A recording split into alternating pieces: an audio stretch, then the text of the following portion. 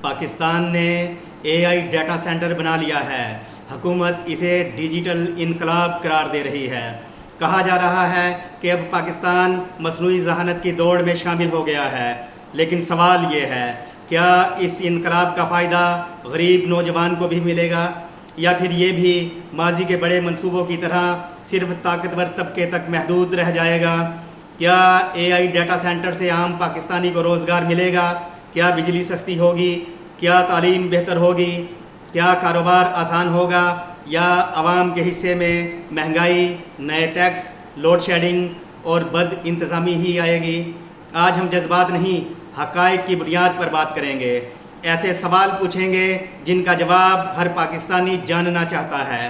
میں ہوں ہارون رشید اور آپ دیکھ رہے ہیں ڈیجیٹل دنیا، جہاں ہم سچ کو بے نقاب کرتے ہیں اور دکھاتے ہیں مستقبل کی تصویر۔ دنیا کی نئی جنگ اب صرف میزائلوں کی نہیں بلکہ ڈیٹا، چپس اور مصنوعی ذہانت کی ہے۔ AI ڈیٹا سینٹر وہ جگہ ہوتی ہے جہاں ہزاروں طاقتور کمپیوٹر 24 گھنٹے AI ماڈلز چلاتے ہیں، ڈیٹا محفوظ کرتے ہیں، کلاؤڈ سروسز دیتے ہیں اور جدید ٹیکنالوجی کی بنیاد بنتے ہیں۔ اسی لیے امریکہ، چین، سعودی عرب، متحدہ عرب امارات اور بھارت اربوں ڈالر AI پر خرچ کر رہے ہیں۔ پاکستان نے بھی اس میدان میں قدم رکھا ہے، لیکن اصل سوال اب شروع ہوتا ہے۔ اگر AI ڈیٹا سینٹر بن گیا ہے تو کیا سرکاری اسکولوں کے بچوں کو AI سکھائی جائے گی؟ کیا سرکاری یونیورسٹیوں کے طلباء کو جدید کمپیوٹنگ مفت یا سستی ملے گی؟ کیا نوجوانوں کے لیے لاکھوں نوکریاں پیدا ہوں گی؟ کیا چھوٹے کاروبار AI استعمال کر سکیں گے، یا پھر صرف بڑی کمپنیاں اور چند سرمایہ کار اس سے فائدہ اٹھائیں گے؟ آؤ دیکھتے ہیں دنیا نے کیا کیا۔ امریکہ نے صرف ڈیٹا سینٹرز نہیں بنائے، اس نے نوجوان تیار کیے، تحقیق پر سرمایہ کاری کی، AI کمپنیوں کو سہولت دی، یونیورسٹیوں کو جدید لیبارٹریاں دیں۔ اس کے بعد دنیا کی سب سے بڑی AI کمپنیاں وجود میں آئیں۔ چین نے بھی یہی کیا۔ سوال یہ ہے کیا پاکستان بھی یہی راستہ اختیار کرے گا؟ AI ڈیٹا سینٹر بنانا پہلا قدم ہے، اصل امتحان یہ ہے کہ کیا بجلی مسلسل دستیاب ہوگی؟ کیا انٹرنیٹ تیز ہوگا؟ کیا سائبر سیکیورٹی مضبوط ہوگی؟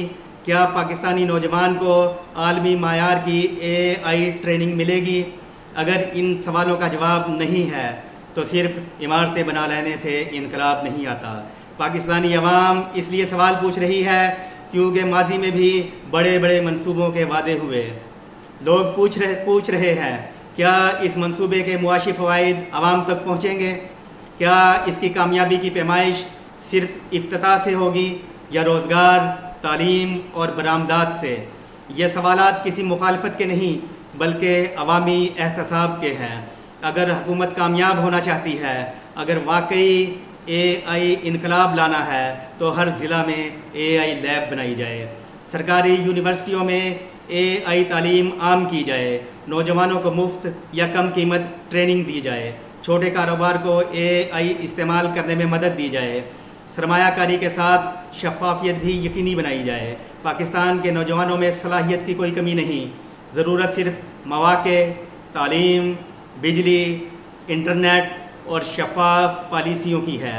اگر AI ڈیٹا سینٹر صرف چند طاقتور اداروں تک محدود رہا تو عوام صرف خبروں میں انقلاب دیکھے گی، لیکن اگر اس کے فوائد تعلیم، روزگار، کاروبار اور عام شہری تک پہنچے تو یہی منصوبہ پاکستان کی معیشت بدلنے کا آغاز بھی بن سکتا ہے۔